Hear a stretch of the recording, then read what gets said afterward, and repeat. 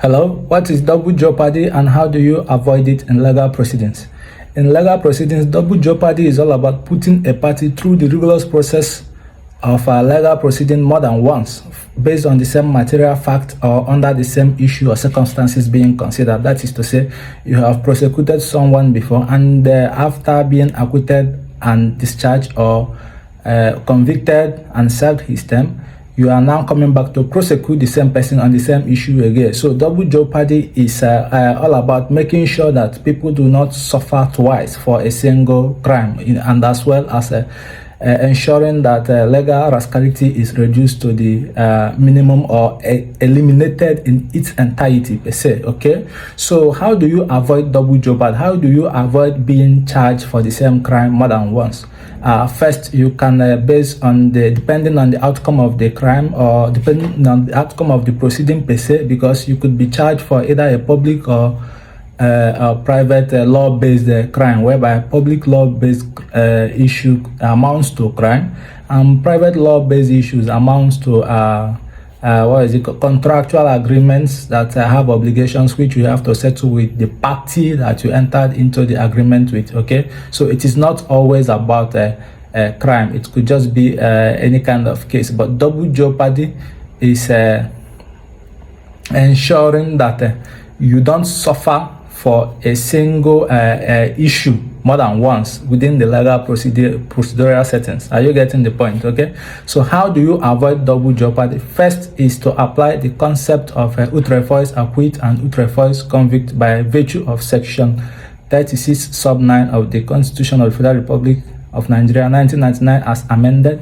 It goes to say that anybody who has been charged and found guilty, convicted and served his term, or anybody who has been charged, found not guilty, discharged and acquitted should not be retried based on the same material facts or under the same circumstances under consideration. Okay, so you were charged and acquitted, or you were charged and you have served your term, or you were charged and you were, if it is a private law based scenario, you were charged and you were asked to perform certain obligations which you have done, then you cannot be retried on the same material facts or under the same issue or circumstances. In order for you to be retried, the case must then be distinguished, which we will consider another video as it relates to distinguishing the facts of a case. Okay, so subject to section 36 sub 9 of the Constitution of Nigeria, Federal Republic of Nigeria 1999 as amended, autrefois acquit and autrefois convict are grounds to avert double jeopardy.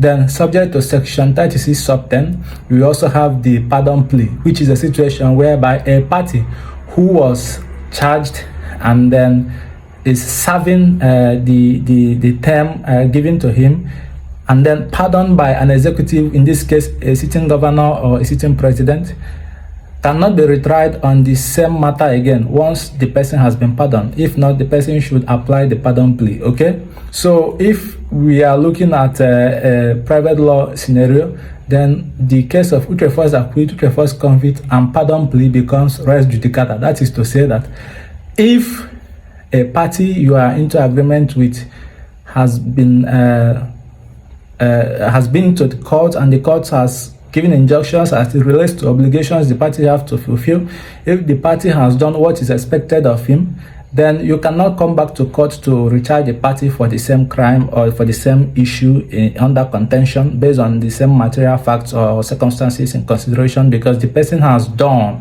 what the court asked him or her to do. Okay, so you are into agreement with someone as it relates to supplying of certain materials for building. The person didn't supply, you went to the court ordered the person to perform specific performance as it relates to making sure that whatever material he was meant to supply to you should be supplied to you, and the person has done the supply. You cannot come back to court and recharge the person again for the same offense. So res judicata we apply in the case of private law, and then autrefois acquit, autrefois convict and pardon plea we apply in the case of criminal law. Okay, so I hope you have been able to differentiate these concepts as it relates to private and public law, and you now understand what double jeopardy is all about and how to avert it in case you are faced with such circumstances. Thank you and see you in our next video.